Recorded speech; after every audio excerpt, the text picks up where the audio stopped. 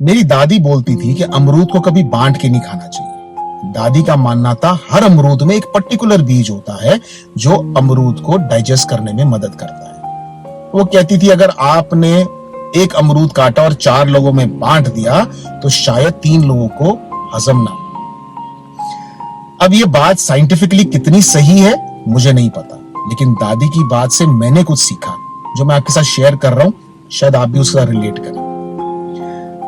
आप अपनी professional life की बातें शेयर नहीं कर सकते, क्या पता शायद सुनने वाले को हजम ही ना हो। Your profits do not need an applause, उनको प्रोटेक्ट करके रखना होता है। आप अपने प्रॉफिट्स की फिगर्स को शेयर करो, सुनने वाले को आपका एफर्ट दिखना बंद हो जाएगा, सिर्फ एंटाइटलमेंट दिखेगा। मुनाफा कहानी तो है नहीं कि सबको सुनानी है। Profits are like fuel, petrol की तरह, और फ्यूल को स्टोर किया जाता है, संभाला जाता है, डिस्प्ले पे नहीं डाला जाता। आप अपनी ग्रोथ की स्ट्रैटेजी डिस्कस करो तो शायद सुनने वाले को समझ ही नहीं आए, तो होगा क्या, उसका डर आपके कन्विक्शन पे भारी पड़ जाएगा। So strategies do not need discussion, strategies need execution.